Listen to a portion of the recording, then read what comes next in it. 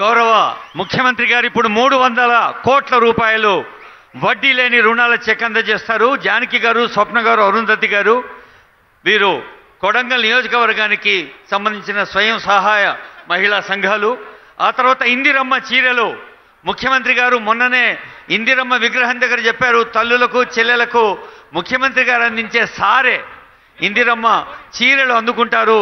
8 మంది సోదరీమణులు వచ్చి ఇప్పుడు వడ్డీ లేని రుణాలు 2023 పునః ప్రారంభించబడ్డ వడ్డీ లేని రుణాల పథకం కింద 300 కోట్ల చెక్ ఇస్తున్నారు ముఖ్యమంత్రి. తర్వాత ఇందిరమ్మ చీరలు అందుకోవటానికి ముందుకు రావాల్సిందిగా 8 మంది సోదరిమణులు కోరుతూ ఉన్నాం. వీరు మహేశ్వరి, రిజ్వానా, మల్లా, అంజిలమ్మ, మల్లమ్మ, గౌసియా బేగం, అంజమ్మ, సాజీబాయ్ వీరందరూ, సునీత, వాణిశ్రీ, లక్ష్మీ, చంద్రకళ అందరూ రావాలి. తర్వాత పెట్రోల్ పంప్ ఇంతకుముందే గౌరవనీయులైన ముఖ్యమంత్రి గారు ఇప్పుడు సారే మనం పెట్రోల్ పంపుకు సంబంధించిన ప్రొసీడింగ్స్ ఇస్తారు. గోవిందమ్మ, సత్యమ్మ, సునీతమ్మ. ఆ తర్వాత మంత్రి వాకిటి శ్రీహరి గారి మంత్రివర్గం తరఫున ఉబేద్ గారు, మైనార్టీ ఫైనాన్స్ కమిషన్ తరఫున రషీద్ గారు, రాజేశ్వరి, నస్రీన్ బేగం, తబస్సుమ్ బేగం, కౌసర్ బేగం, ఘనీ గారు, మహమూద్ గారు, జావేద్ గారు, మొగలాన్ గారు, హబీబ్ గారు వీరికి ఇందిరా డైరీ స్కీమ్ కింద అందజేస్తారు.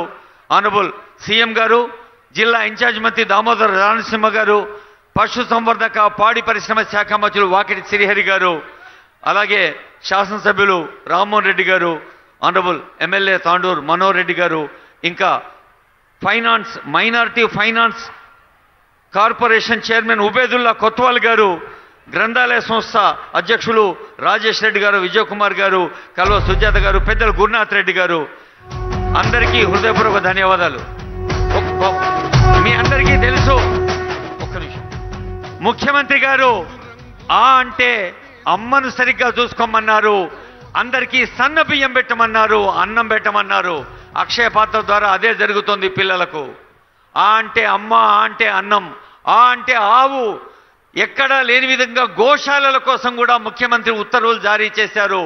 ఆవుల్ని, గోమాతల్ని కాపాడుకోమన్నారు, ఇల్లు కట్టుకోమన్నారు, ఇల్లాల్ని చూసుకోమన్నారు, ఇందిరమ్మ ఇల్లు ఇచ్చారు. ఇలా అమ్మను, ఆవును, ఇల్లును అందరినీ అన్ని వేళలా ప్రేమగా చూసుకోమనే ముఖ్యమంత్రి గారికి గట్టిగా చప్పట్లు కొట్టి మన కొడంగల్ తల్లులు, చెల్లెలు ఆశీస్సులు అందించవలసిందిగా కోరుతూ ఇప్పుడు ఈ వేదిక ప్రతిధ్వనించేలా గట్టిగా మనం ఆనందాన్ని